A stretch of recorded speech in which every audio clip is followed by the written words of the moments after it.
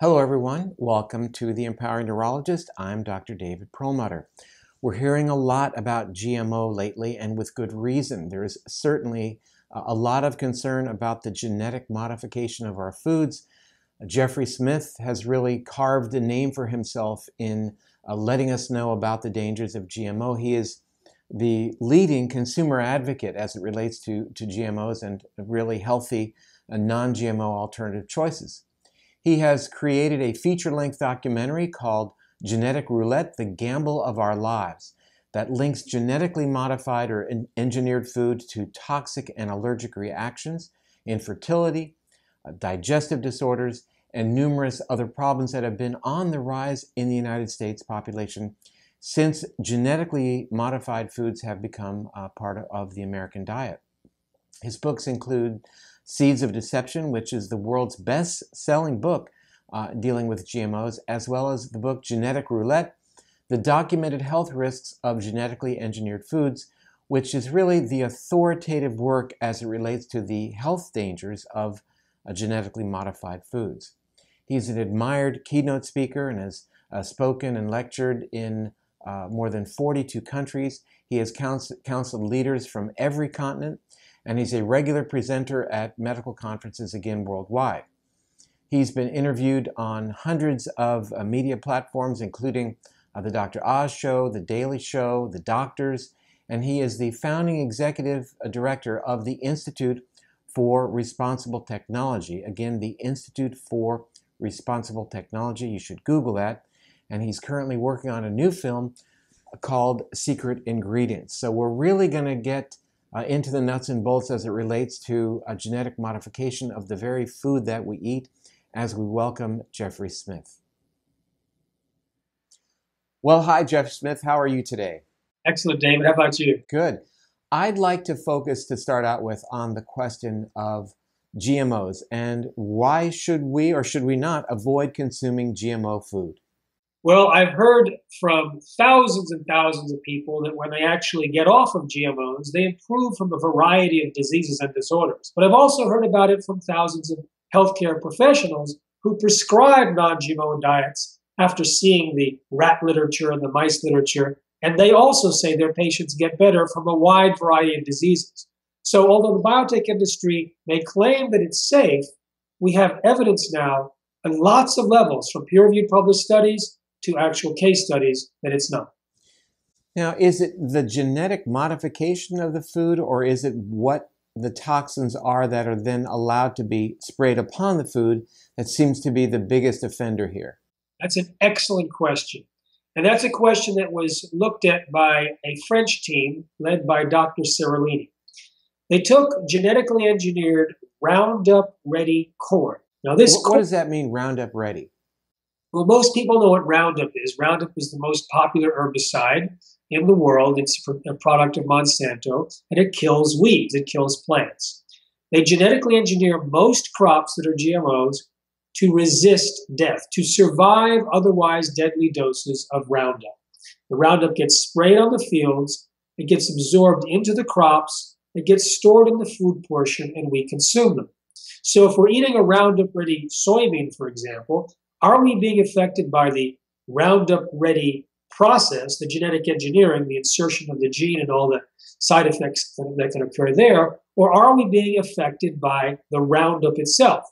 So a scientist in France, Professor Seralini, and his team decided to find that out.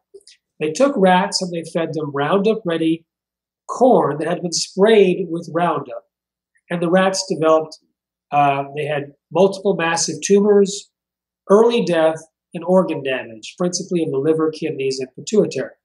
But another group was fed the Roundup-ready corn that had never been sprayed with Roundup. And that group had multiple massive tumors, early death, and organ damage. So you'd think, it's the corn and not the Roundup. But the other group was fed Roundup in the drinking water, but not the Roundup-ready corn. And they had multiple massive tumors, early death, and organ damage. So is it the corn or is it the Roundup? The answer is yes. It's both, obviously. Yes. And the research that they did, the growth of those tumors, you actually have an image for us that we can take a look at. Yes, I call these rats Mo, Larry, and Curly. The one in the middle ate the kind of GM corn that we eat, which is Roundup Ready corn that has been sprayed with Roundup. That's how it's done. That's why they grow that corn. The rats on the right were fed Roundup in the drinking water at 14,000 times lower than the amount allowed in U.S. drinking water. And they ended up with multiple massive tumors. They died earlier, and they had kidney and liver toxicity and pituitary problems. They also all had inverse switches with their sex hormones. There was higher levels of female hormones in the males, lower level of male hormones, and exactly the opposite for the females. So there was a change maybe in the gender identity, but in the sex hormones of these rats. In looking at the mechanisms by which this glyphosate, which is the active ingredient in Roundup, mechanisms by which it works, in the original descriptions that allowed glyphosate to be used as an herbicide, its manufacturer said that it really has only an effect upon plants and bacteria. So why should we be concerned? Right. So they use the word shikimate. Shikimate is a specific pathway in plants that gets blocked by glyphosate, and they claim that that's the reason it kills the plants. And because humans don't have the shikimate pathway, we're free and clear. We can drink it. It's as safe as table salt. That is what they say. It turns out that our gut bacteria use the shikimate pathway to produce the building blocks of things we all know and love, like serotonin and melatonin and dopamine. And these things are really important for health. And you can explain what they can do. I can tell you that Roundup, unfortunately, its active ingredient glyphosate, can block the production of the aromatic amino acids like tryptophan that produce the serotonin. And so it turns out when people say that when they stop eating GMOs and switch to organic, so they get rid of these toxic chemicals at the same time, then they feel better. There's less depression and anxiety. There's better blood sugar regulation. They can stop eating when they're full. They can sleep better. That could be the melatonin. They have less pain. Maybe they're not. And Parkinson's is also related, of course, to dopamine. So that's just one of the modes of action related to glyphosate and Roundup that's acknowledged by Monsanto. But they also patented glyphosate as an antibiotic. And as you know, antibiotics kill bacteria in the gut. And this is a broad spectrum killer, but it kills selectively the beneficial stuff, the lactobacillus, the bifidus, not the salmonella, the clostridium, the botulism, the E. coli. These things can then overgrow. And when they overgrow, a lot of things can change in terms of health. And a lot of diseases, of course, are correlated with messed up gut bacteria. That's a technical term. And then it also can cause leaky gut. When you have problems in your gut bacteria, you can have holes that are in the normally tight junctions between the cells and the intestinal walls. It's only one cell thick.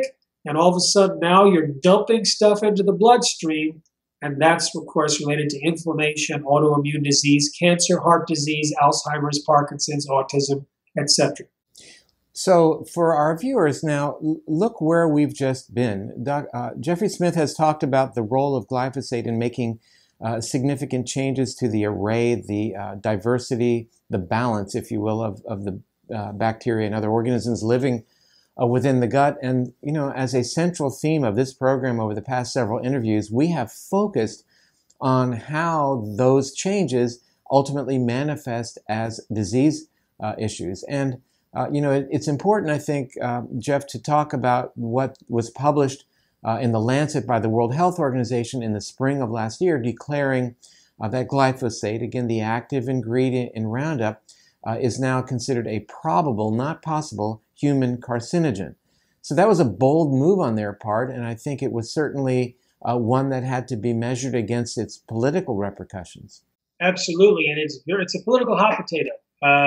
Yesterday, the EU committee that was supposed to approve Roundup for the next 15 years balked, and they're going to pick it up again in 6 weeks because several countries said no way.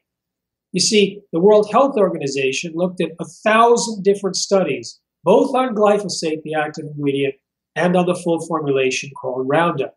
And they said it definitely causes cancer in animals. It definitely causes mutations in human DNA, which can be a precursor to cancer. And when it's sprayed a lot and people are exposed to it, cancer rates increase. However, the German government is responsible for providing the recommendation to the European Commission about glyphosate, and they don't look at all this published data. They get a report written for them by the chemical companies, and then they just add italics to it, and their recommendation was, oh, there's no problem. And they look at private research done by the industry that's not published, that's not available for scrutiny.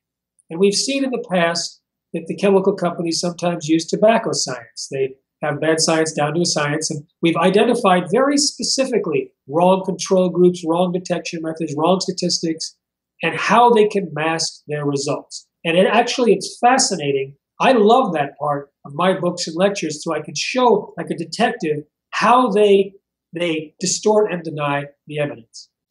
There's been some recent revelation, or news rather, that here in the States that there will be assessment by federal government, obviously hiring private industry, to determine residual levels of glyphosate in various food products. I mean, this just happened a couple of weeks ago, that announcement. Why could we never know until recently? Well, it was so safe we never had to. I think that it was political influence, corporate influence on politics, and a lot of people who work for the EPA, which regulates these chemicals, acknowledged in the survey that corporate interests, special interests, and political interests often change policy to the detriment of human health. And I think by not actually testing for residues, it was a very big problem with the EPA. But it doesn't stop there. You see, the whole approval is really a charade, and I'll explain why. First of all, when Monsanto did its long-term animal feeding studies on glyphosate, they used what's called technical glyphosate, but what they put into the ingredient is glyphosate salt, which is a lot more toxic. They then, when they submitted it, they asked the EPA to seal the document so no one else could see it.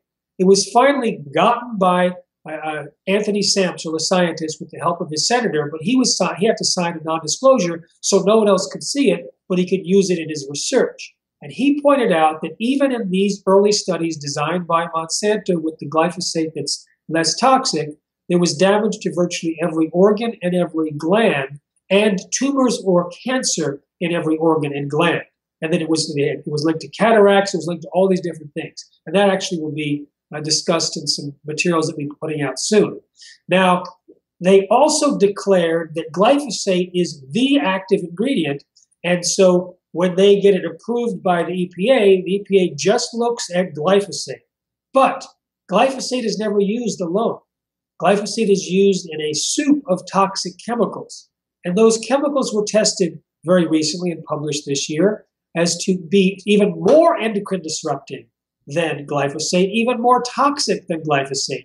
In fact, these so-called inert ingredients that Monsanto said does not have any impact on health or whatnot can kill plants on their own and are 1,000 times more toxic than glyphosate alone. And over a period of about 4 days, it becomes 100,000 times more toxic.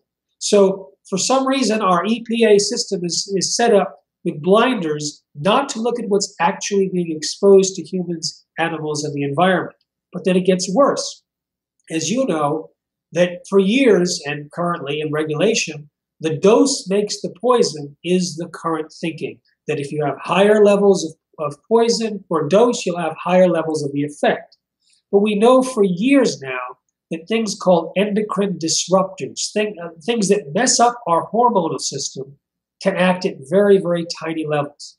And what's counterintuitive, kind of weird, is that as you increase from these very tiny levels and you add more of the endocrine disruptor, it becomes less effective. So the largest amount of hormone disruption can occur at parts per trillion, like in the case of glyphosate, at parts per trillion, it multiplied human breast cancer cells. At parts per trillion, it caused 4,000 genes to change regulation in the liver and kidneys of rats. And as you increase the dose, the hormonal effect goes down, and then the toxic effect goes up.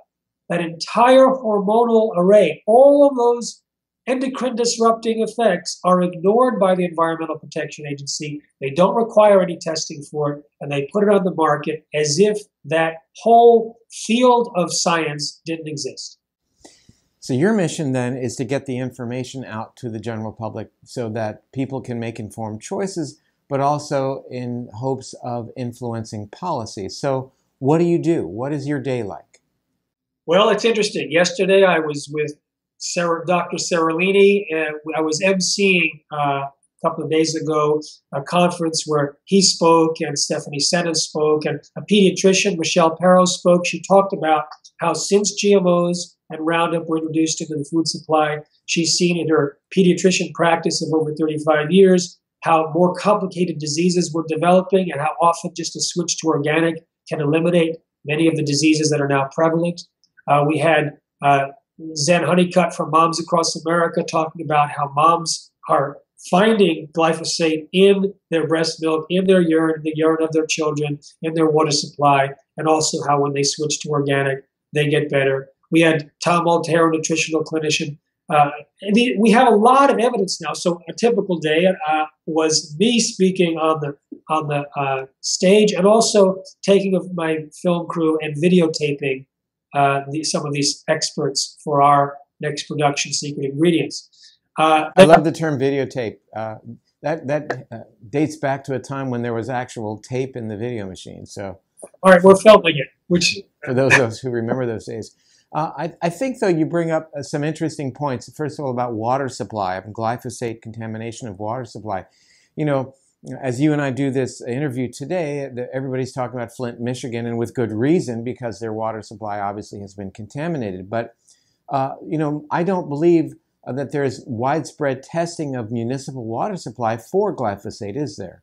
No, not only is there not, but glyphosate was originally patented as a descaler to clean boilers and pipes.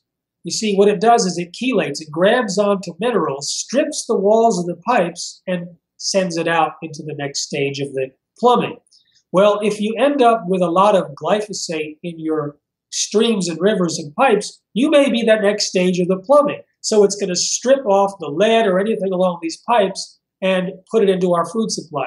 And this was brought up to my attention just a couple of days ago by Zen Honeycutt, who thought maybe Flint, Michigan's high levels of lead may be because it's downstream from the sugar beet plantations that are being sprayed with Roundup and being washed into the river. That's a possible area. But whether or not it's related to lead, if you end up taking glyphosate, you not only have the hormonal disruptions, you not only have the possible human carcinogen, you not only have the antibiotics, but it chelates the minerals. It blocks the mineral absorption, and that's what causes the shikimate pathway to go down. That's what causes the P450 cytochrome pathway. Don't freak out, from the audience. It's a big word, but it's related to vitamin D production, to metabolize pharmaceuticals, to detox the liver. It's used all in every single cell, and it's messed up by this stuff, which can be in the water and even in the air. And the last thing I want to say about glyphosate is that it's a mitochondrial toxin. And I learned from you something I quote now all the time. So correct me if I'm wrong, so I can apologize if I've been saying it wrong. That the brain of the weight of the body, and at rest it uses 25% of the calories. That's correct. And thank you. And the energy that it's burning up is needed for clarity.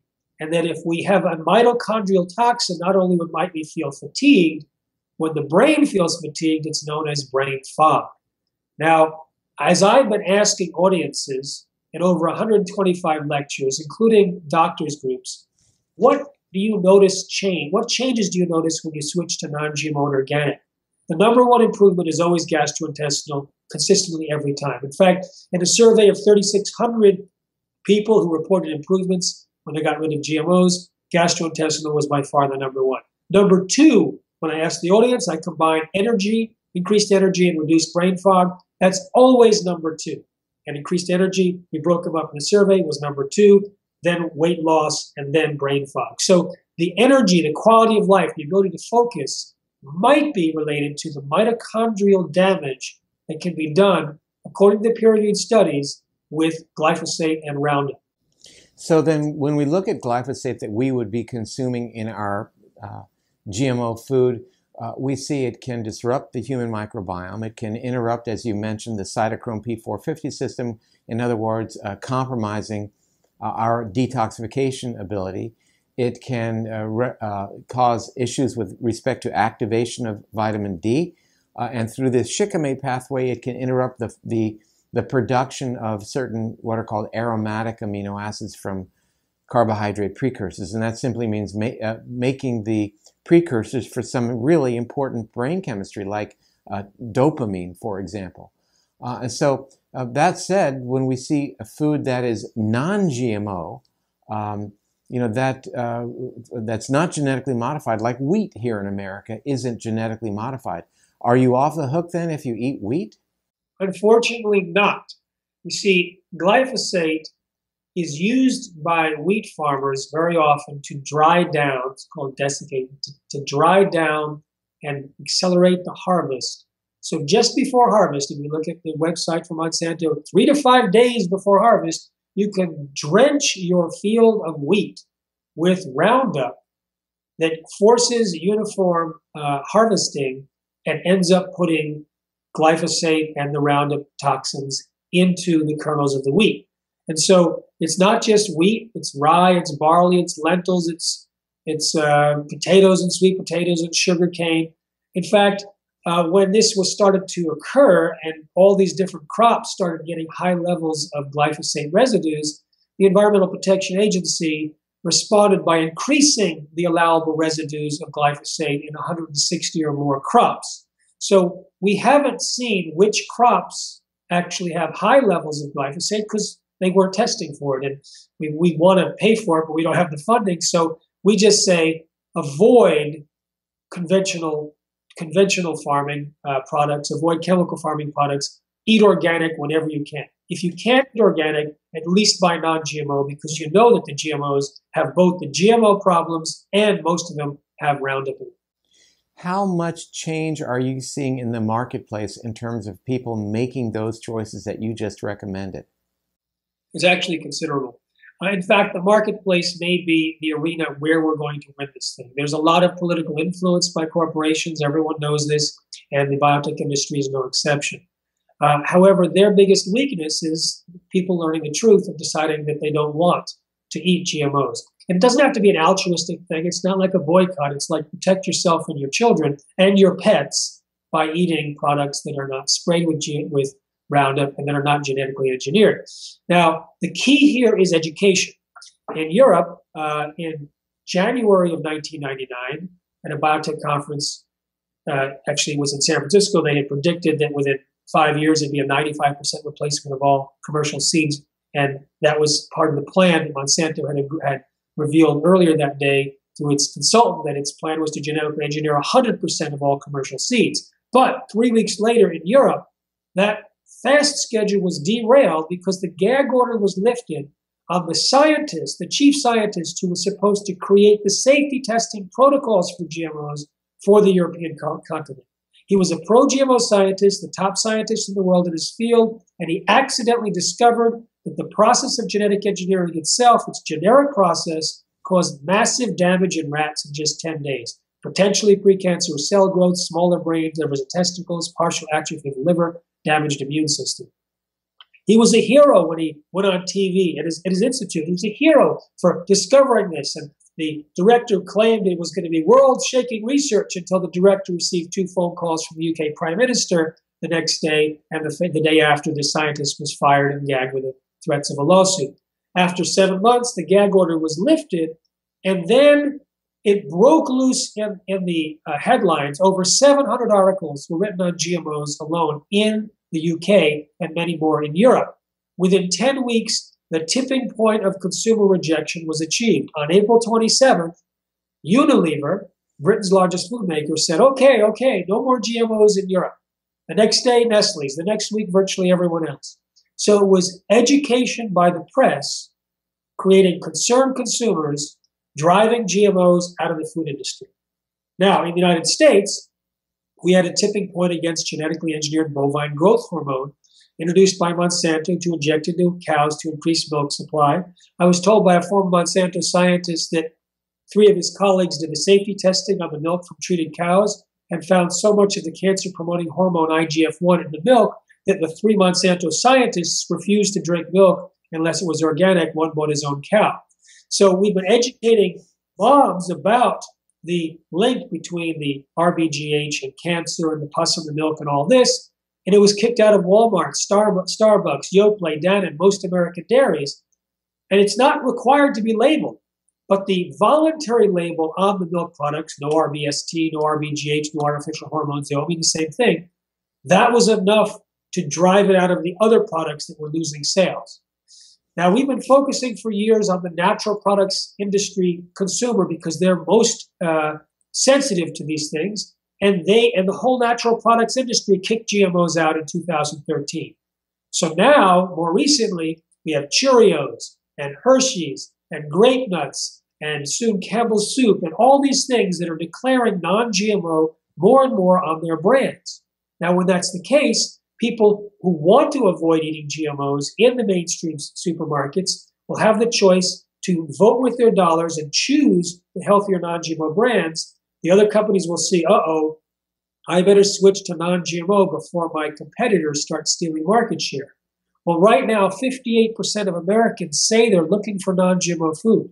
That's far more than we need. We just have to get people to do what they're saying.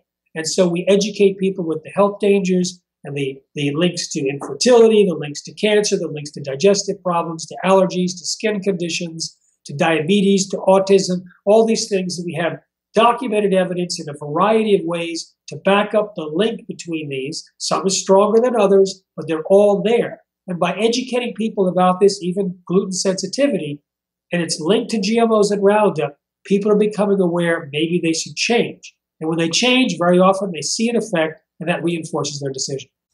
So where do we here in America, how do we relate to the rest of the world in terms of our utilization of GMO? I know there are various countries, perhaps the majority of countries, that basically don't allow GMO seeds.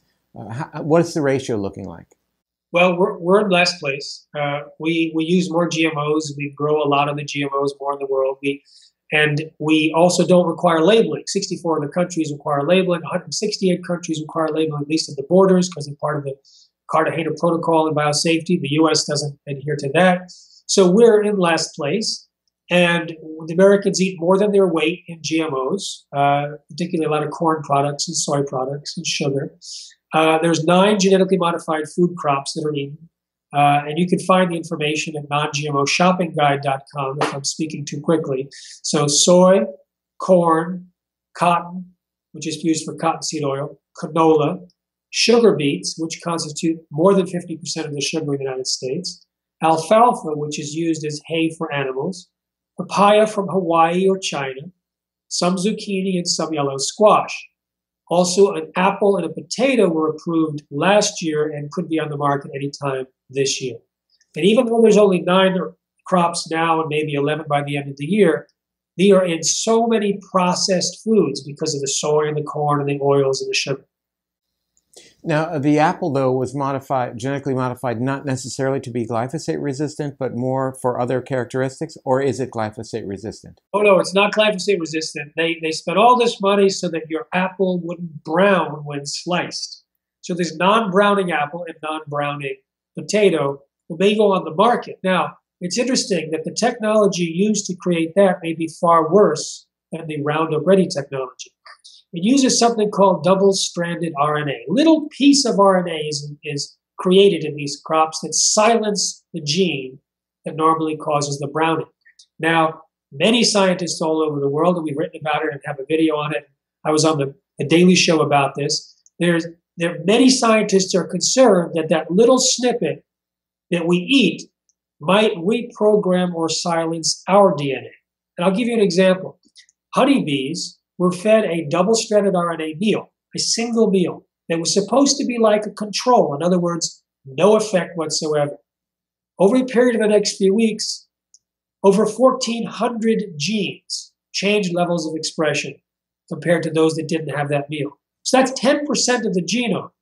We also know that certain mice can change their gene expression when they are eating double-stranded RNA. So now we have potatoes and apples that might change our genetic expression. I think that's extremely dangerous, but so too did scientists at the EPA and USDA who published studies about the fact that our regulatory agencies are not prepared to regulate and test the effects of double-stranded RNA. And in spite of those peer-reviewed published studies, the USDA allowed it on the market. You and I walked my dog one day, and on that walk, you were talking to me about BTI and the insertion of BTI genes into various plants, and how you felt that represents a significant risk to humans. Yes, I call it BT. BTI is a more technical term. BT, Bacillus thuringiensis. It comes from the name of a soil bacterium, and it normally naturally produces an insecticide. And if you take the bacteria and the spores and whatnot and you spray it on a plant, then certain worms they'll break open the stomachs of those insects to kill them. So it actually drills little holes. Now, it was supposed to only affect insects and only certain types of insects. And so they just allowed corn and cotton onto the market that's genetically engineered to produce the BT toxin. It turns out in a 2012 study in the Journal of Applied Toxicology, guess what? It pokes holes in human cells as well. The same small little holes that it uses to kill insects. Now, if we're eating BT toxin, which was also linked to immune system responses and allergic responses, if we're eating it in corn chips and corn tortillas and things like that, first of all, it might increase our immune load, so we might end up sensitive to formerly harmless foods, which happened in mice. But it might start poking holes in the walls of our cells, cell walls on our intestines.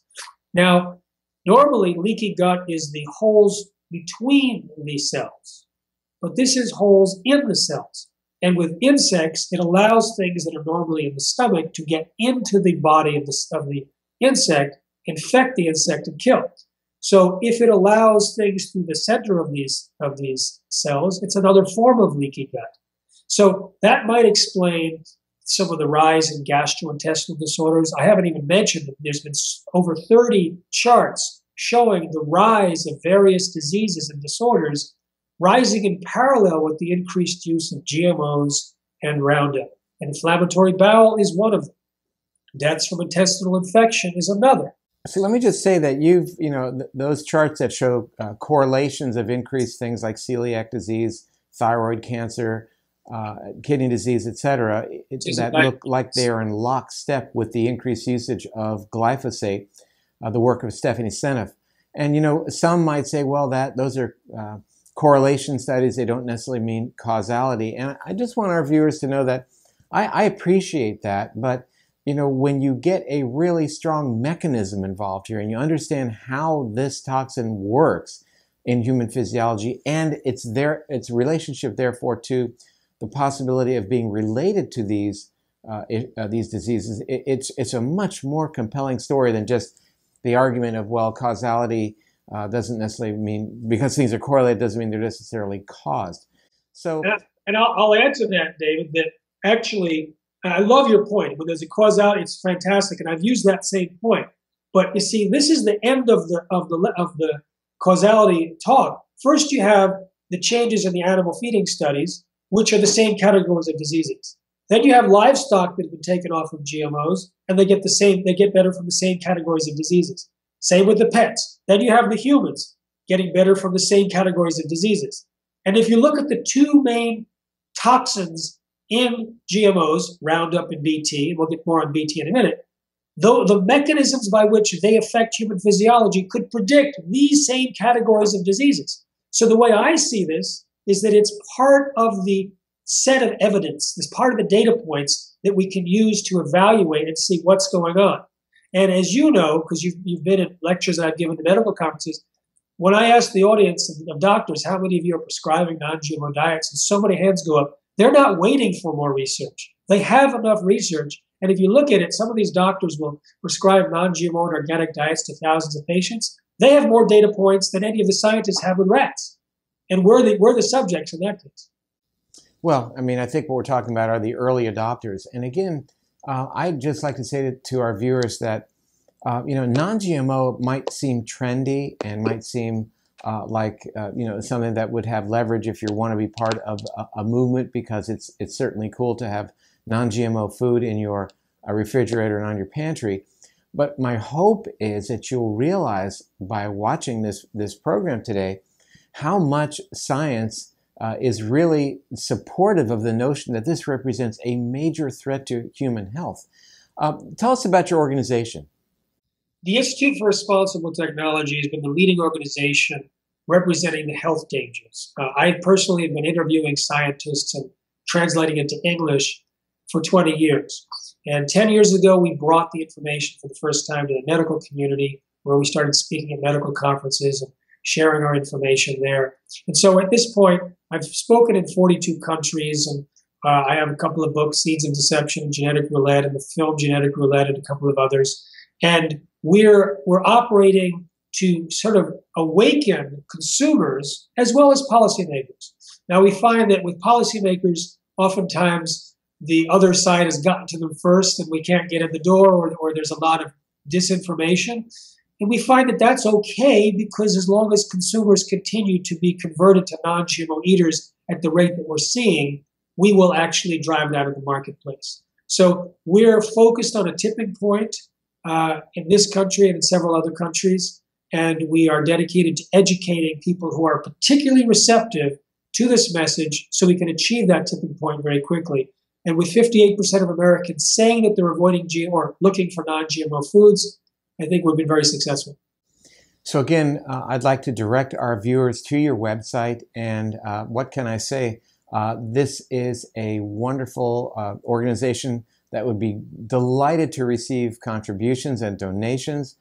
So I'm hoping that many of you will realize the value in the work of Jeffrey Smith and what he's doing. It's not easy to be swimming uphill and to be facing a lot of rejection from industry, that's for sure. But I really want to commend you for the work that you do, and I've really enjoyed not only today, but other times that we've had together in terms of presentation. And, people ultimately can make their own choices, but I think, our mission is to allow people to make informed choices based on hearing the other side of the story. And David, I want to appreciate you because you're in our film Secret Ingredients, which is under production. And in interviewing you and going on stage with you several times in our personal discussions, I've learned a lot. I've learned a lot about the role of the microbiome, in particular, inflammatory gut, which can cause inflammation of the brain. And you really put together a lot of connected the dots between what we do know about GMOs and Roundup and what the state of the art knows about brain health and neurotransmitters and inflammation and leaky gut, etc. So I have quoted you often, and I really appreciate your bringing this information out to the mainstream. Well, thanks for those kind words, and I hope to see you soon, Jeffrey. And again, keep up the great work. Thank you, and you too. Safe eating. Well, I learned a lot today from Jeffrey Smith. What an amazing individual, what a pioneer, really taking a step out to really reveal what's going on in the background. We don't hear this information very much. And, again, the notion that our food can be genetically modified and there's no real requirement for labeling to let us know that so that we can make an informed choice is really a disturbing reality. So I hope you'll visit Jeffrey Smith's website, and we look forward to talking with him again soon. I'm Dr. David Perlmutter. Thanks for joining us.